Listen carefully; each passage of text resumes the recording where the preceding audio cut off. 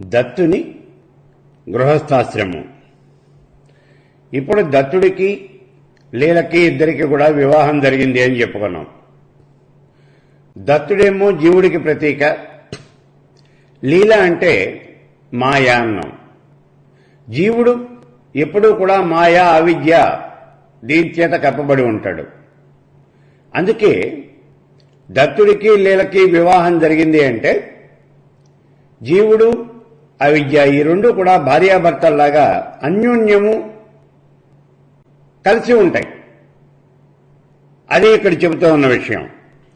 సరే, ఈ దత్తుడు ఇప్పుడు లీలని ధర్మపత్నిగా స్వీకరించాడు, పెద్దల యొక్క ఆశీర్వచనాలు తీసుకున్నాడు, గృహస్థాశ్రమాన్ని నిర్వర్తిస్తూ ఉన్నాడు.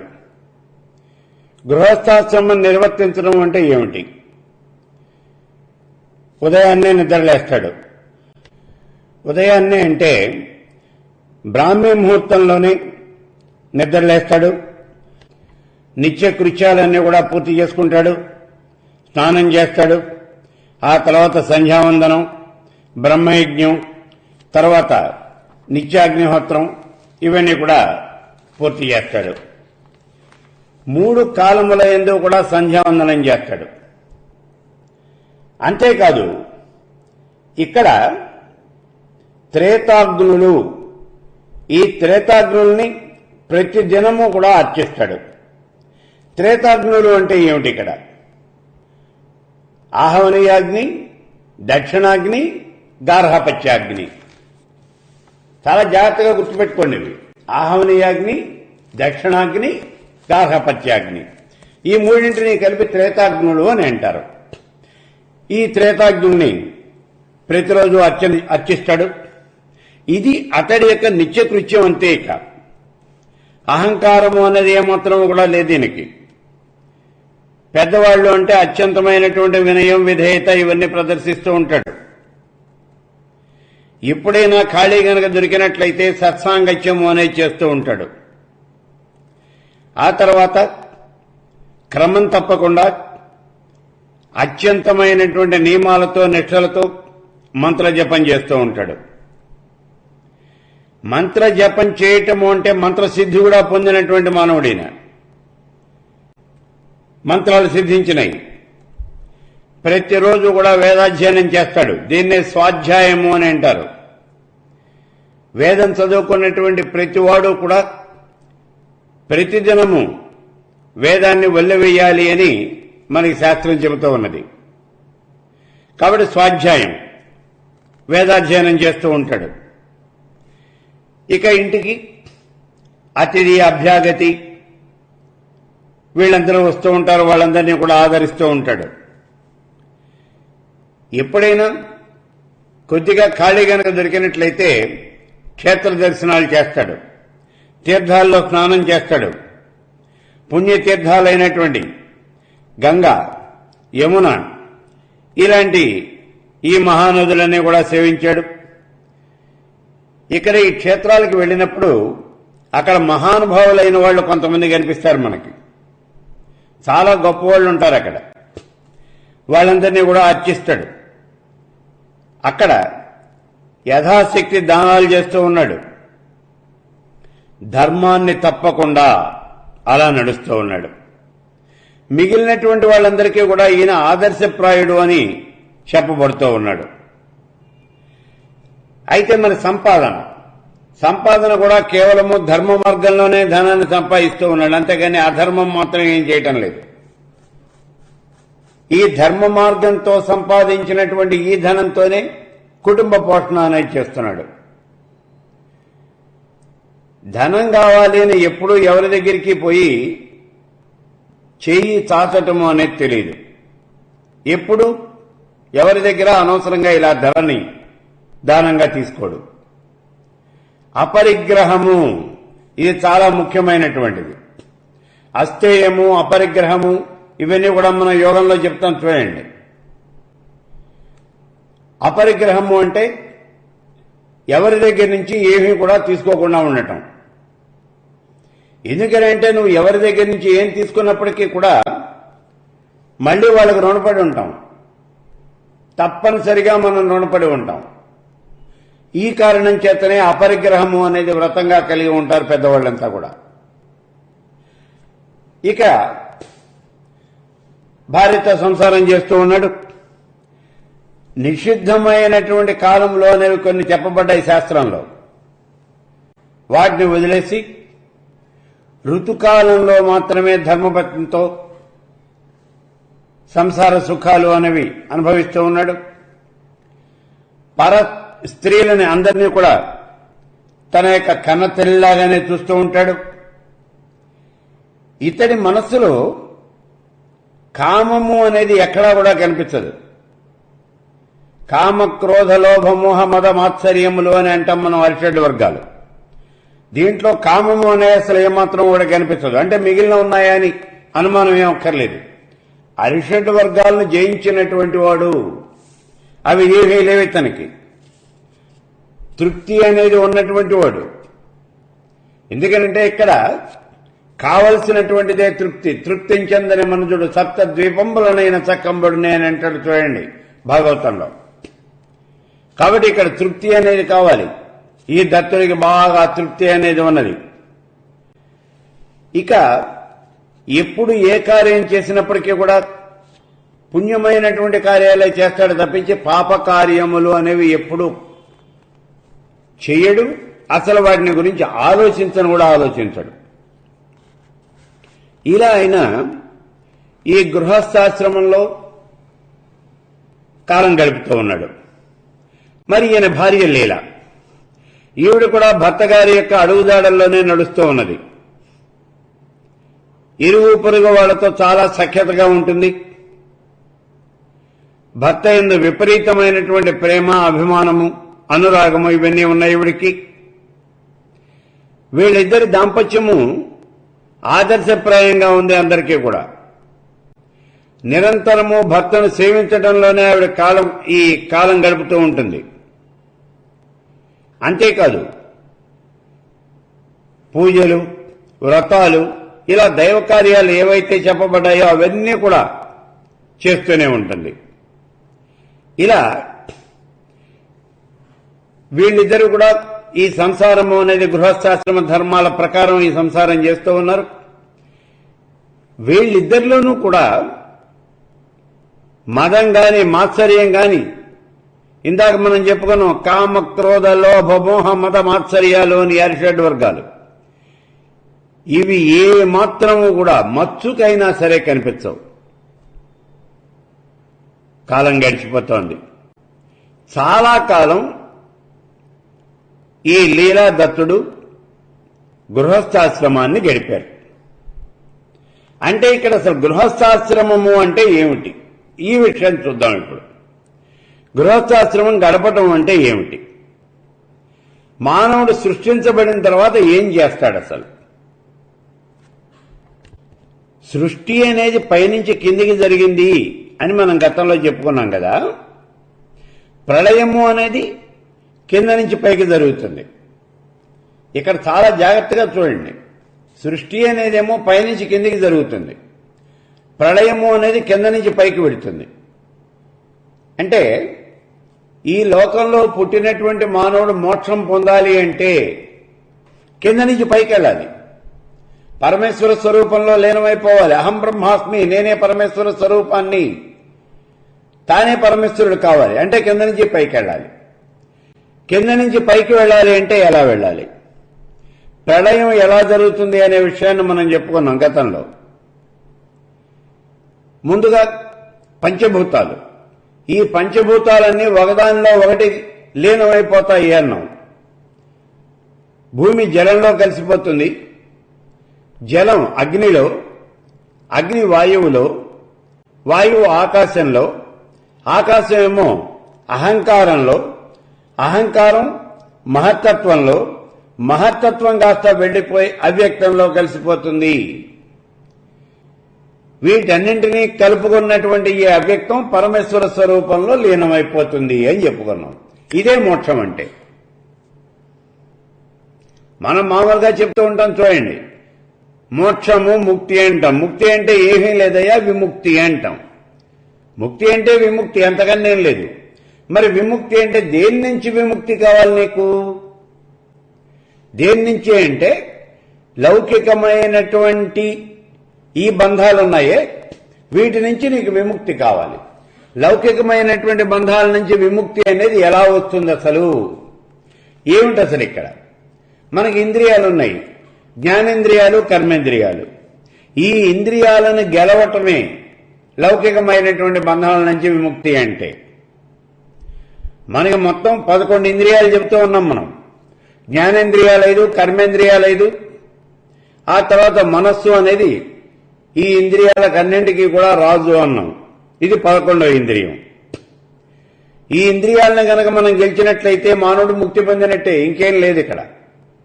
అందుకే శమము, దమము, అంతరేంద్రియ నిగ్రహం, బాహ్యేంద్రియ నిగ్రహం ఇవి చాలా ముఖ్యమైనటువంటివి.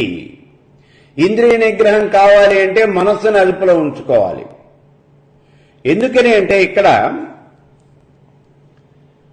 ఈ ఇంద్రియాలు, కర్మేంద్రియాలను మనం ఎలా అయినా కట్టడి చేయొచ్చు. నేను ఫలానా దృశ్యాన్ని చూడను అని అనుకుంటే కళ్ళు మూసి కూర్చోవచ్చు. నువ్వు కర్మేంద్రియాన్ని కట్టడి చేయొచ్చు. కానీ లోపల జ్ఞానేంద్రియం అనేది ఉన్నది, అది నీ మాట విందు.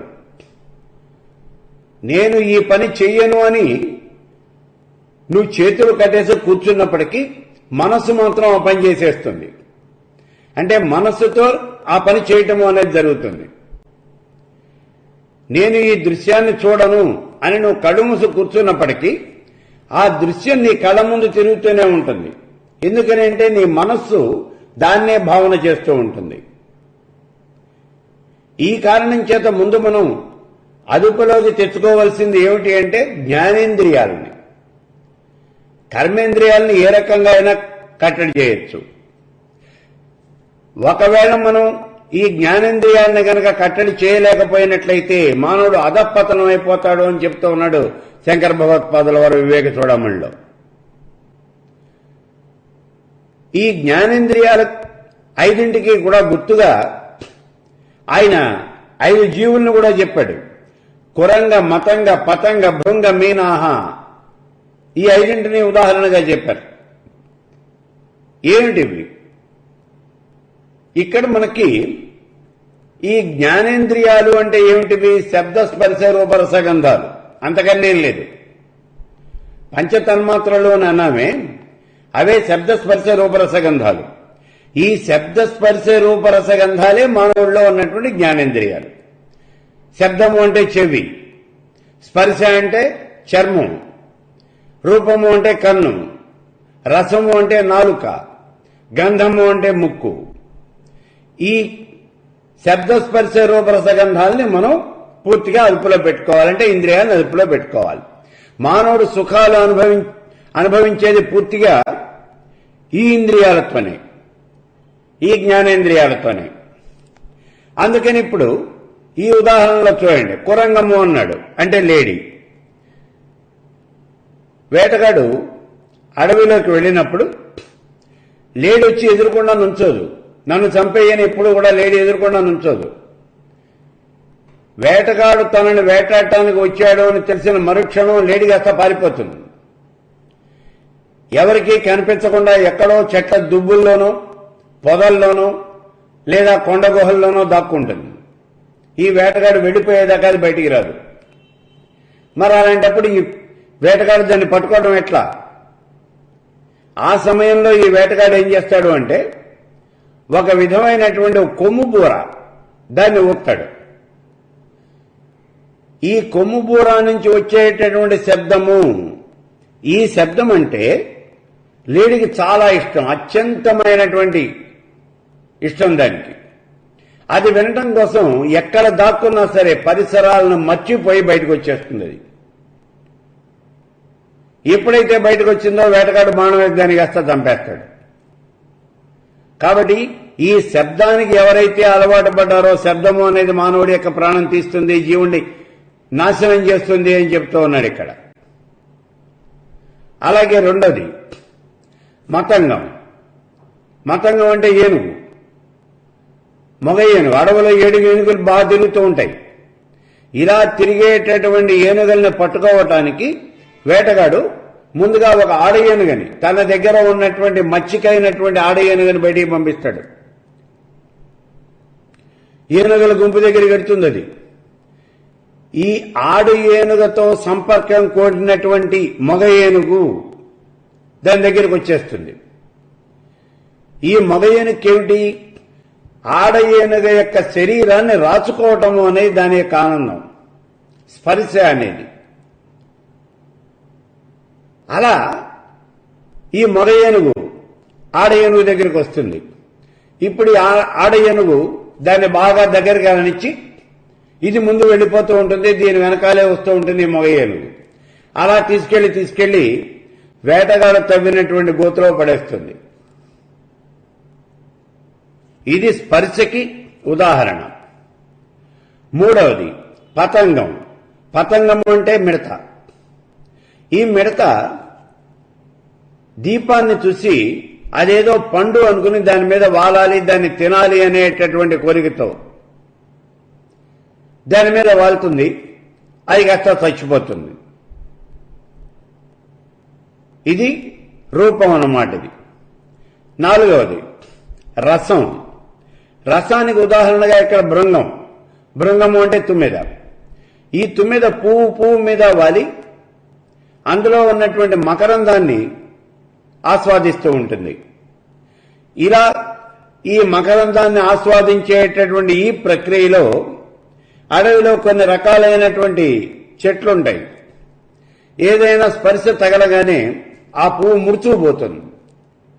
ఎప్పుడైతే తుమ్మెద వెళ్లి దాని మీద వాలి అందులో ఉన్నటువంటి మకరందాన్ని పీల్చుకోవడం మొదలుపెట్టిందో ఆ పువ్వు కాస్త ముడుచుకుపోతుంది.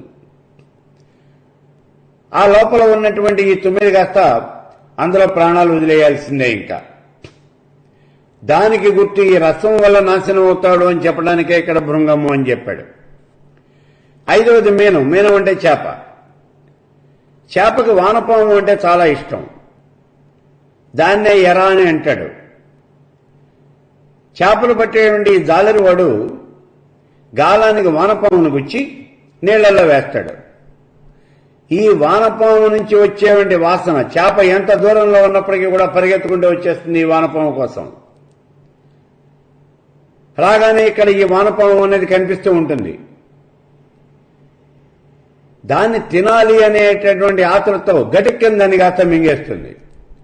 ఎప్పుడైతే ఈ వానపాముని అలా మింగేసిందో ఆ గాలం కాస్త దాని నోట్లో లటిక్కిని గుచ్చుకుంటుంది. అయిపోయింది, చేప కాస్త చచ్చిపోయింది. ఇంకా ఇలా ఈ శబ్ద స్పర్శ రూపరసగంధాలు అనేటటువంటివి జీవుణ్ణి సర్వనాశనం చేస్తాయి. అంటే ఇంద్రియముల వల్ల మానవుడు నాశనం అయిపోతాడు, ఇంద్రియాలని అదుపులో ఉంచుకోండి అని చెప్తూ ఉన్నాడు ఇక్కడ శంకర భగవత్పాదుల వారు. కాబట్టి ఇక్కడ మోక్షం కావాలి అంటే మానవుడు చేయాల్సింది ఏమిటి? ముందు ఇంద్రియాలను అదుపులో పెట్టుకోవాలి. ఇంద్రియాలు ఎప్పుడైతే అదుపులోకి వచ్చాయో అప్పుడు మానవుడికి బంధాలన్నీ కూడా తెగిపోతాయి. నేను నాది అనేటటువంటి అహంకారం మమకారాలు మచ్చుకైనా కనిపించవు. ఇక్కడ ఈ సృష్టి క్రమంలో చాలా జాగ్రత్తగా చూడండి. మొత్తం 8 కక్షలు కనిపిస్తూ ఉన్నాయి మనకి. 8 కక్షలు. చాలా జాగ్రత్తగా చూడండి. ఇక్కడ ఏమిటి 8 కక్షలు అంటే ఒక్కసారి సృష్టి క్రమం మళ్ళీ చూడండి. పరమేశ్వర స్వరూపం దగ్గర నుంచి దాంట్లో నుంచి ముందు బయటకు వచ్చింది అవ్యక్తం, ఆ తర్వాత మహత్తత్వం, ఆ తర్వాత అహంకారం.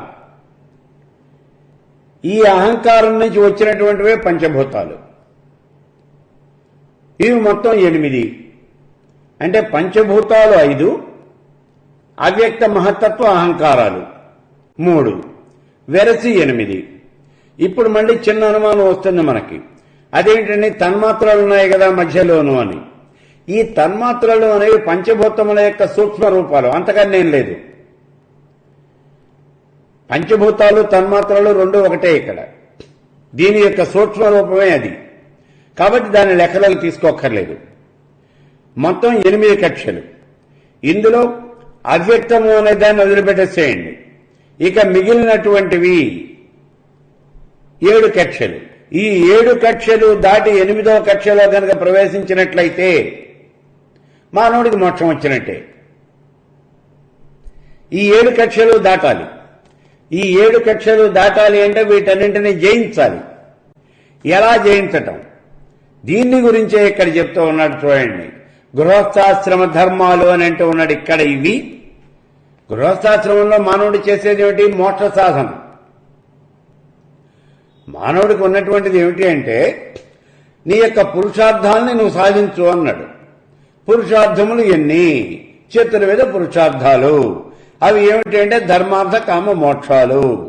ఇందులో నిజంగా చెప్పాలి అంటే అసలు పురుషార్థము అనేది మోక్షమే పురుషార్థం. మరి మిగిలిన ధర్మము, అర్థము, కామము ఈ 3 ఏమిటండి?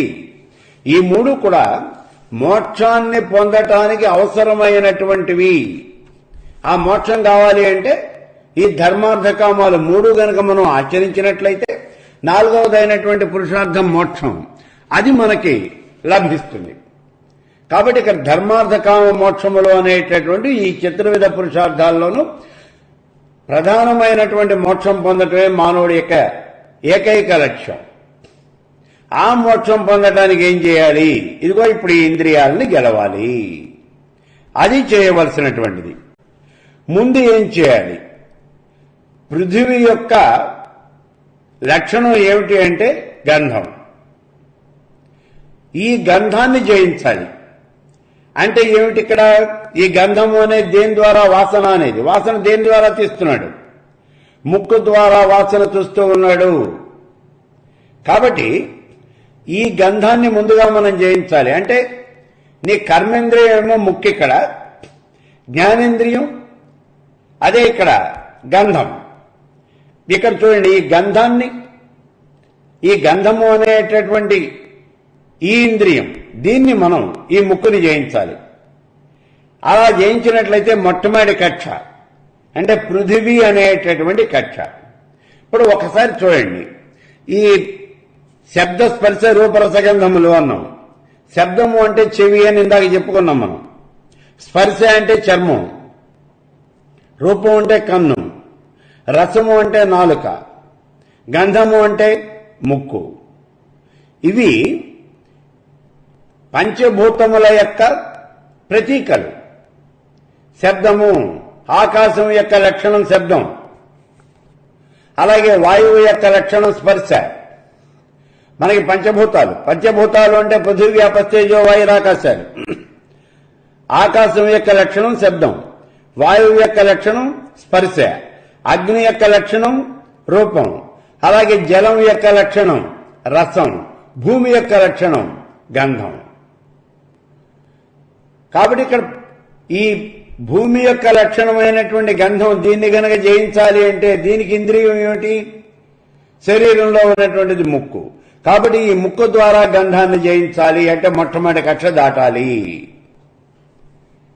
పైనుంచి మనం కిందికి వస్తూ ఉన్నప్పుడు అవ్యక్తము, మహత్తత్వము, అహంకారము. ఆ అహంకారం తర్వాత ఈ పంచభూతాల్లో ఉన్నాం. పంచభూతాల్లో మొట్టమొదటి ఆకాశాద్ వాయువు, మొట్టమొదటి వచ్చినటువంటిది ఆకాశం, ఆకాశం నుంచి వాయువు, వాయువు నుంచి అగ్ని, అగ్ని నుంచి జలం, జలం నుంచి భూమి అనేది వచ్చింది అని చెప్పుకున్నాం. కాబట్టి ఆఖరుగా ఉన్నటువంటిది భూమి. ఇక్కడ మొట్టమొదటిగా ఈ భూమిలో ఉన్నటువంటి ఈ భూమి యొక్క లక్షణమైనటువంటి ఈ గంధాన్ని ముక్కు ద్వారానే జయించాలి అంటే మొట్టమొదటి కక్ష దాటాలి. సరే, దాటాడు మానవుడు. రెండవ కక్షలోకి ప్రవేశించాడు. రెండవ కక్ష ఏమిటి? జలం. జలం ఏమిటి ఇక్కడ? జలం యొక్క లక్షణం రసం. కాబట్టి ఈ రసేంద్రియము, దీన్ని జయించాలి. దీని రసేంద్రియం ఏమిటి శరీరంలో? నాలుక. కాబట్టి ఈ రసేంద్రియం అంటే ఈ నాలుక ద్వారా ఈ రసాన్ని జయించాలి. అంటే రెండవ కక్ష కూడా దాటాలి. మొట్టమొదటి కక్ష గంధం, రెండవ కక్ష రసం, ఈ రెండోది కూడా దాటాలి. ఇక మూడవ కక్షలో ప్రవేశించాడు. మూడవ కక్ష ఏమిటి ఇక్కడ? రూపం, తేజస్సు. ఈ తేజస్సు అంటే ఇక్కడ ఇది దేంట్లో ఉన్నది? కన్ను ద్వారా చూస్తాడు రూపాన్ని. కాబట్టి ఈ కంటి ద్వారా ఈ రూపము లేదా తేజస్సు అనేటటువంటి ఈ కక్షను దాటాలి, మూడవ కక్షను దాటాలి. ఇప్పుడు నాలుగవ కక్షలో ప్రవేశిస్తూ ఉన్నాడు. నాలుగవ కక్ష ఏమిటి ఇక్కడ? స్పర్శ. ఈ స్పర్శ అనేటటువంటిది ఏది ఇక్కడ? చర్మం. కాబట్టి మానవుడు చర్మం ద్వారా ఈ స్పర్శ అనేటటువంటి ఈ కక్ష, వాయువు అనేటువంటి ఈ కక్ష, నాలుగవ భూతాన్ని ఇక్కడ దీన్ని దాటాలి. ఎప్పుడైతే ఈ నాలుగవ కక్షను దాటాడో ఐదవ కక్షలో ప్రవేశిస్తూ ఉన్నాడు. ఐదవ కక్ష ఏమిటి? ఆకాశం. ఆకాశం యొక్క లక్షణం శబ్దం. శబ్దాన్ని ఎప్పుడైతే అతిక్రమించాడో అంటే చెవుల ద్వారా శబ్దాన్ని జయించాలి అంటే ఐదవ కక్షను దాటినట్టు అన్నమాట. కాబట్టి ఇక్కడ ఉన్నటువంటి దాంట్లో మొట్టమొదటిగా ముక్కు, గంధం, రెండవది నాలుక, రసం, మూడవది కన్ను అంటే రూపం, నాలుగవది చర్మం స్పర్శ, ఐదవది చెవులు అంటే శబ్దం.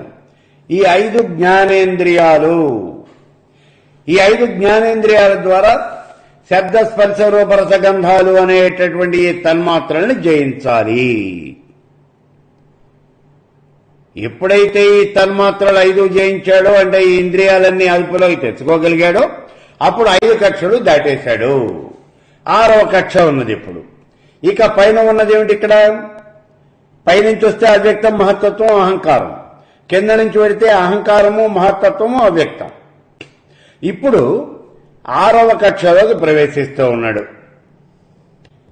ఈ 5 కక్షలు దాటినట్లయితే భూత సూక్ష్మేంద్రియ లయస్థానమైనటువంటి అహంకారము అనేటటువంటి ఆవరణలోకి చేరతాడు. ఈ ఆవరణలో శబ్ద స్పర్శ రూప రసగంధాలతో వీటి యొక్క సూక్ష్మ రూపాలనే చూడండి, తన్మాత్రలు. ఆ తన్మాత్రలు, పంచభూతాలు, ఇంద్రియాలు అన్నీ పూర్తిగా లయమైపోతాయి. ఎందుకనంటే ఇప్పుడు ఈ 5 కక్షలు దాటాడు అంటే 5 కక్షల్లోనూ తన్మాత్రలను జయించాడు. తన్మాత్రలు ఎప్పుడైతే జయించడం జరిగిందో పంచభూతాలను జయించినట్టే, ఇంద్రియాలన్నీ నివసంలోకి వచ్చేసినాయి. కాబట్టి 6వ కక్షలోకి ప్రవేశించాడు అంటే పంచభూతాలు, తన్మాత్రలు, ఇంద్రియాలు ఇవన్నీ కూడా లయమైపోయినాయి. ఇక మనకు కావాల్సిందేమిటి? 10 ఇంద్రియాలు దాటిన తర్వాత 11వ ఇంద్రియం ఒకటి ఉన్నది అన్నాం మనం. ఏమిటది? మనస్సు. ఈ మనస్సును జయించాలి. ఈ మనస్సును జయించాలి అంటే ఇప్పుడు అహంకారము అనే కక్షలో ఉన్నాం మనం. ఈ అహంకారము అనేది 3 రకాలుగా ఉంటుంది. సాత్విక అహంకారము, రాజసాహంకారము, తామసాహంకారము అని 3 రకాలైనటువంటి అహంకారం ఉంటుంది. మొట్టమొదటిగా మనం తామసాహంకారాన్ని జయించాలి. ఈ తామసాహంకారానికి వశమైనటువంటివి ఇవి ఇక్కడ అష్టరాగములు అని అంటారు. అంటే అవిద్య అన్నమాట ఇది. దీన్నే మనం మదము అనే పేరుతో పిలుస్తూ ఉంటాం. అష్టమదములు అంటారు. 8 రకాలైనటువంటి మదాలు అని అంటారు. 8 రకాలైనటువంటి మదాలు ఎందుకు వస్తాయి నీకు? ఇవి విద్యామదం, శీలమదం, రూపమదం, తపోమదం, కులమదం, యవ్వనమదం, ధనమదం, రాజ్యమదం. ఇవి మొత్తం 8 రకాలైనటువంటి మదం ఇది. వీటినే అష్టరాగములు అని అంటారు. ఇక్కడ ఈ మదములన్నీ కూడా వీటిని ఇక్కడ మనం జయించాలి. ఇక్కడ ఈ అహంకారము అనేది రాజసాహంకారము, తామసాహంకారము అనే 2 రకాలైనటువంటి అహంకారాలు ఉంటాయి అని చెప్పాం కదా. ఈ తామసాహంకారాన్ని ముందు జయించగలిగితే అప్పుడు రాజసాహంకారాన్ని ఇక్కడే జయించాలి. ఈ రాజసాహంకారం గనక మనకు విజృంభించినట్లయితే అంటే ఈ మనస్సు రజోగుణానికి సంబంధించినటువంటి అహంకారానికి వశమైనట్లయితే ఈ 8 రకాలైనటువంటి మదాలు కూడా విజృంభిస్తాయి. ఎప్పుడైతే ఈ 8 రకాలైనటువంటి మదములు విజృంభించాయో అప్పుడు అటువంటి మానవుణ్ణే రాక్షసుడు అని పిలుస్తారు. ఇప్పుడు మనం 8 రకాలైనటువంటి మదములు అని చెప్పుకున్నాం. 8 రకాలైన మదాలు ఎవరికి ఉంటాయంటే రాక్షసులకు ఉంటాయి. అవి విజృంభిస్తే రాక్షసుడు అవుతాడు. కాబట్టి అవి విజృంభించకుండా మనం వాటిని అదుపులో ఉంచుకోవాలి. ఈ రకంగా మనకి ఈ 8 రకాలైనటువంటి మదములు మనం దాటాలి. అంటే తామసాహంకారము, రాజసాహంకారము, ఈ రెండింటినీ గనక మనం అదుపులోకి తెచ్చుకున్నట్లయితే అహంకారాన్ని జయించినట్టే లెక్క. తామసాహంకారం, రాజసాహంకారం ఈ రెండు జయిస్తేనే 6వ ఆవరణ అయినటువంటి ఈ అహంకారాన్ని దాటినట్టుగా లెక్క. సరే, ఇప్పుడు అహంకారాన్ని ఈ రెండు జయించేశాం అంటే అహంకారము అనే ఆవరణని దాటాం మనం. అహంకారము అనేటటువంటి ఆవరణని ఎప్పుడైతే దాటామో అప్పుడు పైకి వెళ్ళిపోతూ ఉన్నాం. సాత్విక అహంకారం మహత్తత్వానికి వెళ్తూ ఉన్నాం. అహంకారం పైన ఉన్నటువంటిది మహత్తత్వం, ఆ మహత్తత్వానికి వెళ్తూ ఉన్నాం. ఇప్పుడు నీ దగ్గర ఉన్నటువంటిది ఏమిటి? సాత్వికమైనటువంటి అహంకారం. ఇది దైవీ సంబంధమైనటువంటి అహంకారం. ఇది సాత్విక సంబంధమైనటువంటి అహంకారము. ఇది కూడా మనకి పనికిరాదు. మోక్షం కావాలి అంటే ఈ రకమైనటువంటి అహంకారం కూడా ఉండటానికి వీల్లేదు. ఇక్కడ దీన్ని వదిలిపెట్టాలి. ఇది ఏమవుతుంది ఇక్కడ? సాత్విక అహంకారము అని అంటే చూడండి, ఇప్పుడు మామూలుగా తపస్సు చేసుకునేటువంటి ఋషీశ్వరులు, మునీశ్వరులు ఉంటారు. వాళ్ళ దగ్గర ఉంటుంది ఈ సాత్వికమైనటువంటి అహంకారం. వాళ్ళు సత్వగుణ ప్రధానమైనటువంటి వాళ్ళు, కానీ వాళ్ళకు కూడా అహంకారం ఉంటుంది. ఏమిటి? నేను అత్యంతమైనటువంటి నిష్ఠాగరిష్ఠుణ్ణి, నేను చాలా తపస్సంపన్నుణ్ణి, ఇలా అతనికి భావన అనేది ఉంటుంది. దాన్ని సాత్విక అహంకారము అని అంటారు. అక్కడ నేను అనేటటువంటి భావన అనేది ఉంటుంది. ఆ భావన పూర్తిగా నశించాలి. నశించకపోతే మోక్షం అనేది రాదు. కాబట్టి ఇక్కడ ఈ మానవుడు ఎప్పుడైతే అహంకారాన్ని ఈ రాయసాహంకారము, తామసాహంకారము దాటాడో, అహంకారము అనే కక్ష దాటేశాడు, పైన మహత్తత్వంలోకి వచ్చాడు. ఈ మహత్తత్వంలోకి వచ్చినప్పుడు ఇక్కడ సాత్విక అహంకారాన్ని కూడా పూర్తిగా జయించాలి. సాత్విక అహంకారాన్ని జయించాడు అంటే ఏమైంది? ఇప్పుడు గుణత్రయాలు, సత్వగుణం, రజోగుణం, తమోగుణం, ఈ మూడింటిని కూడా పూర్తిగా జయించాడు అని లెక్క వస్తోంది. రజోగుణము, తమోగుణం ఏమో అహంకారంలో పోయినాయి, సత్వగుణం ఏమో మహత్తత్వంలో పోయింది. ఇప్పుడు ఈ 3 గుణాలు కూడా నశించిపోయినాయి అని మనం చెప్తూ ఉన్నాం. వీటిల్లో ముందు పోవాల్సింది ఏమిటంటే తమోగుణం, ఆ తర్వాత రజోగుణం. ఈ మహత్తత్వంలోకి వచ్చేటప్పటికీ ఇక్కడ సాత్వికమైనటువంటి గుణం మాత్రం ఉంటుంది. అది మోహన రూపంలో ఉంటుంది. ఇక్కడే మనకి జడభరతుడు యొక్క కథ చెప్తూ ఉన్నాం చూడండి. జడభరతుడు అనే ఈయన భరతుడు అనేవాడు రాజు. ఈ రాజుగారు రాజ్యాన్ని వదిలిపెట్టేశాడు, వైరాగ్యాన్ని బాగా పెంపొందించుకున్నాడు, అరణ్యానికి, వానప్రస్థానికి వచ్చాడు. ఇక్కడ కాలం గడుపుతూ ఉన్నాడు. ఏదో ఒక రోజున ఆ గర్భిణి అయినటువంటి ఒక లేడీ ఒక పిల్లని కని అది కాస్త పడి చచ్చిపోయింది. పాపం ఆ పిల్లని తీసుకొచ్చి పెంచాడు. ఆ పిల్ల మీద మమకారము అనేది పెరిగిపోయింది. అది బాగా పెరిగిపోయింది. చూడండి, ఇప్పుడు ఈ లేడీ పిల్ల మీద మమకారాన్ని పెంచుకున్నాడు. ఈ కారణం చేత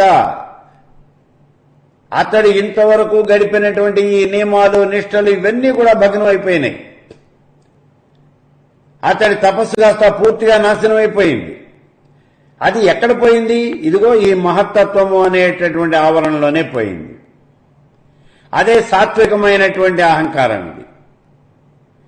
కాబట్టి ఈ ఆవరణలోనే జీవుడు బుద్ధి యొక్క లక్షణాలను వదిలిపెట్టేస్తూ ఉంటాడు. బుద్ధి యొక్క లక్షణాలు పూర్తిగా వదిలేయాలి. ఇక్కడ త్రిగుణాలని జయించాలి. ఎప్పుడైతే ఈ 3 గుణాలని జయించాడో అప్పుడు ఈ ఆవరణను దాటడం అనేది జరుగుతుంది. ఈ మహత్తత్వము అనేటటువంటి ఆవరణని దాటుతాడు. ఈ మహత్తత్వము అనేటటువంటి ఆవరణ దాటిన తర్వాత ఆ పైకి వెడతాడు.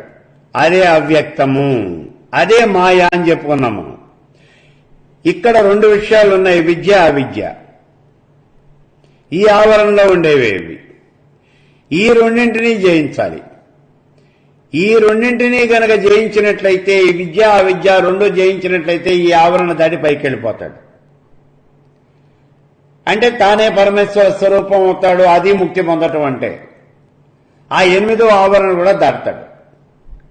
అయితే ఇక్కడ ఈ విద్య అవిద్య దాటడం అనేది కొంచెం కష్టమైనటువంటి పని.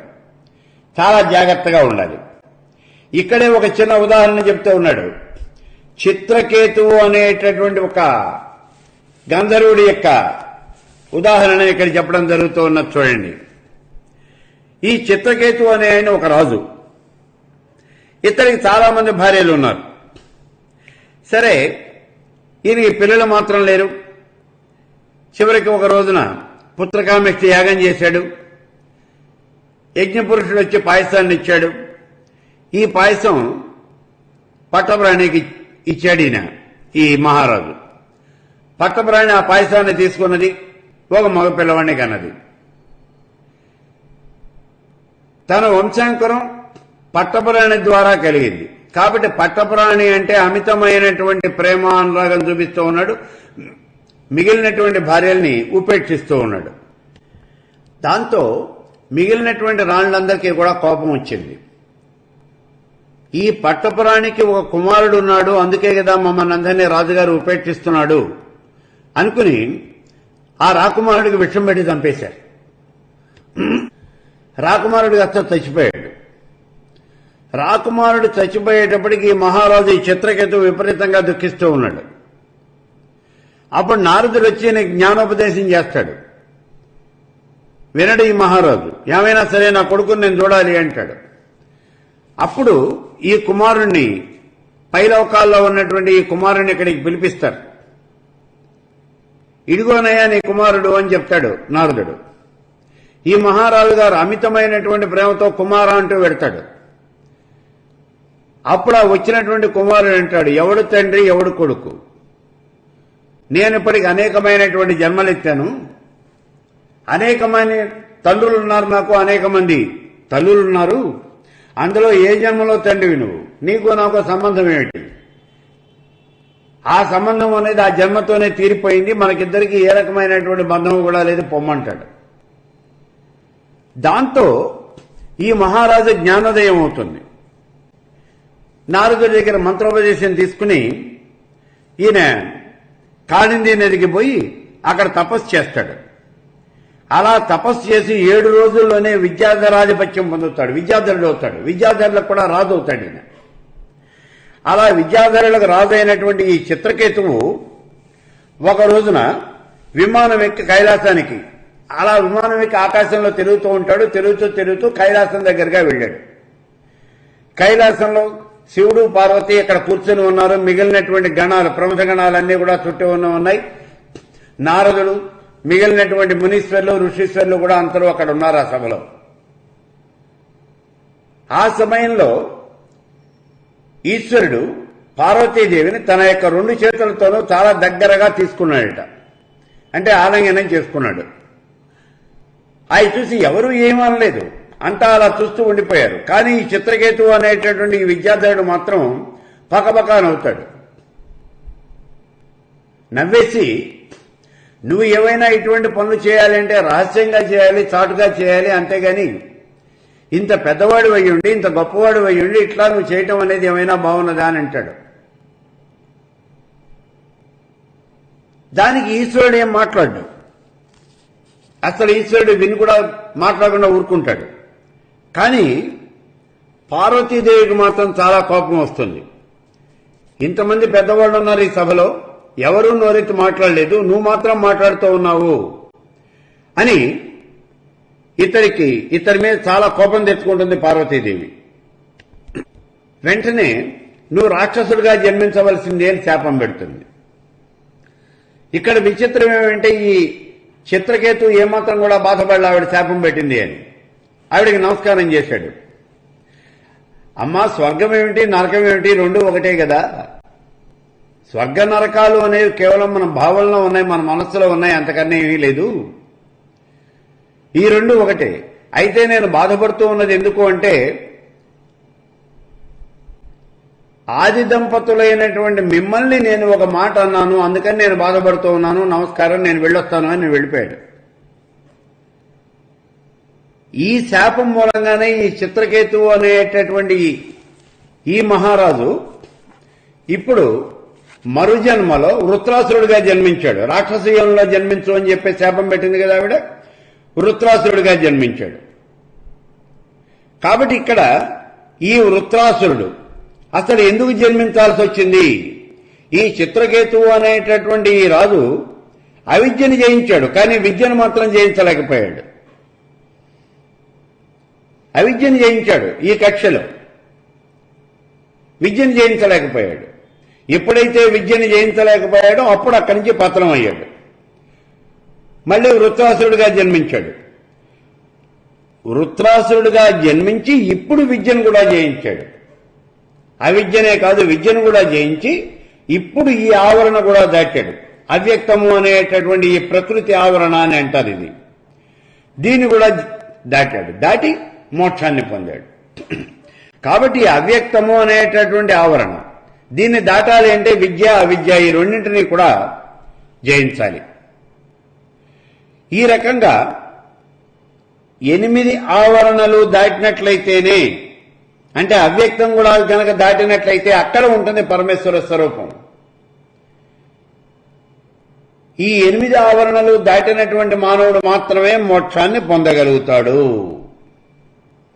ఇది ఇక్కడ చెప్తూ ఉన్నటువంటి విషయం. మళ్ళీ ఒక్కసారి చూడండి, జ్ఞానేంద్రియాలు 5 గనక జయించినట్లయితే మొట్టమొదట ఉన్నటువంటి 5 ఆవరణలు దాటాడు. ఇక మనం అష్టరాగములు మదములు అని చెప్పాం. అందులో రాయసాహంకారము తామసాహంకారము ఈ 2 గనక జయించినట్లయితే 6వ ఆవరణ, దీన్ని దాటాడు. సాత్వికాహంకారాన్ని గనక దాన్ని కూడా జయించగలిగినట్లయితే 7వ ఆవరణ దాటాడు. 8వ ఆవరణలోకి ప్రవేశించాడు. 8వ ఆవరణలో విద్య అవిద్య ఈ రెండింటినీ గనక దాటినట్లయితే దాన్ని, ఈ విద్య అవిద్య రెండింటినీ జయించాడు. 8వ ఆవరణ దాటాడు. 8వ ఆవరణ దాటినట్లయితే అదే మోక్షము. దీన్నే అమృతత్వము అని అంటారు, ముక్తి అని అంటారు, మోక్షము అంటారు, కైవల్యము అని అంటారు. ఈ స్థితిని పొందినటువంటి వాడే జీవన్ముక్తుడు లేదా విదేహముక్తుడు అని అంటారు. ఈ స్థితిని పొందటాన్నే స్వస్వరూప జ్ఞానాన్ని సముపార్జన చేయటము అని చెప్తూ ఉంటారు. ఇలా మానవుడు మోక్షాన్ని పొందుతాడు అని చెప్తూ ఉన్నాడు. ఇలా మోక్షాన్ని పొందాలి అంటే గృహస్థాశ్రమంలో ఉన్నటువంటి ధర్మాలన్నీ కూడా యథావిధిగా నిర్వర్తించాలి అని చెప్తూ ఉన్నాడు ఇక్కడ. అందుకే ఈ దత్తుడు లీలా ఇద్దరు కూడా గృహస్థాశ్రమ ధర్మాలన్నీ కూడా నిర్వర్తిస్తూ ఉన్నారు. అయితే మోక్షం అనేది ఎలా పొందాలి అనే విషయాన్ని మనకి అనేక సార్లు అనేక చోట్ల ఈ పురాణాల్లో చెప్పారు మనకి. మనం కేవలము ఇవన్నీ కథలుగా చదివేస్తూ ఉంటాం. చూడండి, చాలా గొప్పమైన విషయాలు ఇవన్నీ. రామాయణంలో సుందరకాండ, సీతామ్మవారిని వెతకడం కోసం బయలుదేరాడు. ఇలా బయలుదేరినటువంటి ఆంజనేయుడు ఇంద్రియాలన్నీ కూడా జయించాడు. ఆకాశ మార్గంలో లంకను చేరాడు. ఆకాశ మార్గంలో లంకని చేరాడు అని అంటే ఆకాశాన్ని కూడా జయించాడు.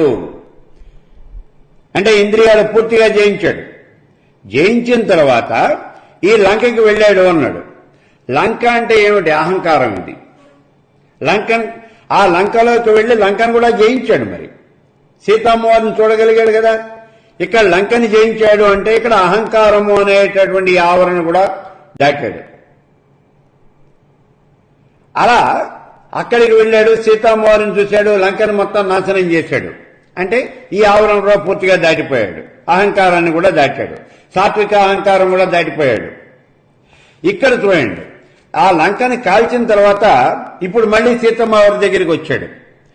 ఆ తర్వాత ఏమైంది? ఆయన శ్రీరామచంద్రుడి దగ్గరికి వచ్చాడు. రాముడికి చెప్పాడు, చూశాను సీతను లంకలో ప్రత్యర్థి కుటుంబంలో అన్నాడు. ఇప్పుడు శ్రీరామచంద్రుడు ఆంజనేయుడిని కౌగలించుకున్నాడు. ఇది జరిగినటువంటి కథ ఇక్కడ. ఇందులో ఆంజనేయుడు మోక్షం పొందాడు అని చెప్తూ ఉన్నాం మనం. ఎలా మోక్షం పొందాడు ఇక్కడ చాలా జాగ్రత్తగా చూడండి. మోక్షం ఎట్లా పొందాడు అనేది తెలుస్తుంది. మొట్టమొదటి 5 ఆవరణలు దాటాడు, ఇంద్రియాలు జయించాడు. అంటే 5 ఆవరణలు దాటాడు. 6వ ఆవరణలో ప్రవేశించాడు. 6వ ఆవరణ అంటే ఇక్కడ అహంకారము అన్నాం. అహంకారంలో కూడా 2 రకాలైనటువంటి అహంకారాలు, ఇక్కడ రాయసాహంకారము, తామసాహంకారము. ఈ 2 జయించాడు. జయించాడు అని చెప్పడానికి ఏమిటి? లంకా దహనం చేశాడు. లంక అనేది అహంకారానికి గుర్తు. లంకా దహనం చేశాడు అంటే ఈ అహంకారాన్ని పూర్తిగా జయించేశాడు. నాశనం అయిపోయింది లంక కాస్త. మరి ఇప్పుడు ఏం చేశాడు? 6వ ఆవరణ అయిపోగానే 7వ ఆవరణలో ప్రవేశించాడు. 7వ ఆవరణలో ప్రవేశించడం ఏమిటి? లంకని కాల్చిన తర్వాత మళ్ళీ సీతమ్మ వారి దగ్గరికి వచ్చి ఈవిడికి నమస్కారం చేశాడు, ఈవిడిని దర్శనం చేసుకున్నాడు. ఇది సాత్వికమైనటువంటి అహంకారాన్ని జయించటం. అంటే త్రిగుణాలు కూడా జయించేశాడు. 7వ ఆవరణ పూర్తి అయిపోయింది. ఇప్పుడు రాముడి దగ్గరికి వెళ్ళాడు. రాముడికి చెప్పాడు, రామ చూశాను సీతను లంకలో ప్రత్యక్ష కుటుంబంలో అన్నాడు. దుష్టామయ సీత రావణాంతపురే అన్నాడు. అప్పుడు రాముడు దగ్గరగా తీసుకుని కౌగలించుకున్నాడు అన్నాడు. అది అక్కడ మోక్షం పొందటం అంటే పరమేశ్వర స్వరూపంలో లీనమైపోయాడు. అంటే తానే పరమేశ్వర స్వరూపం అయ్యాడు అని చెప్తూ ఉన్నాడు ఇక్కడ. ఇలా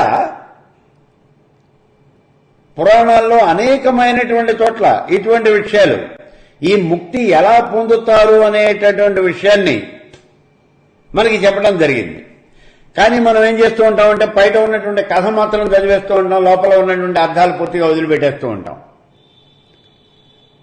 కావలసింది ఇక్కడ మనకి కథ కాదు, అందులో ఉన్నటువంటి అంతరార్థం ఏమిటి అనేటటువంటిదే కావాలి. ఇక్కడ మనం ఎంతసేపు కూడా ఈ వ్యాస భగవానుడు ఏమి సూత్రాలు చెప్పాడు, ఏ రకమైనటువంటి నిష్టలు, నియమాలు, ఏ రకమైన ఆచరణలు, సాధన మార్గాలు ఇవి చెప్పాడు. వాల్మీకి ఏం చెప్పాడు వాటిని చూడండి. అంతే తప్పించి కథాపరంగా చూస్తే మనకు ఉపయోగమే ఉండదు. పరోపకార పుణ్యాయ పాపాయ పరపయన్నం వ్యాస భగవానుడు చెప్తూ ఉన్నాడు. అంటే పాపం వచ్చేటటువంటి కర్మలు, పాపకర్మలు ఏవి కూడా మనం చేయకూడదు, పుణ్యకర్మలు మాత్రమే చేయాలి. రామాయణంలో రాముడు పూర్తిగా ధర్మమూర్తి, రామో విగ్రహాన్ ధర్మ అని చెప్తూ ఉన్నది మనకి రామాయణం. అలాగే భారతంలోకి వచ్చేటప్పటికి ధర్మరాజు పూర్తిగా ధర్మమూర్తి. కాబట్టి ఈ మానవుడు ఎప్పుడూ కూడా మోక్షం పొందాలి అంటే ధర్మాన్ని మాత్రమే ఆచరించాలి. ఈ ధర్మాన్ని ఆచరించాలి అంటే పెద్దవాళ్ళు చెప్పినటువంటి మార్గం ఏదైతే ఉన్నదో ఆ మార్గాన్ని కనుక మనం అనుసరించి వెళ్ళినట్లయితే మానవుడు మోక్షం పొందుతాడు, సాధకుడు మోక్షం పొందుతాడు అని చెప్తూ ఉన్నది.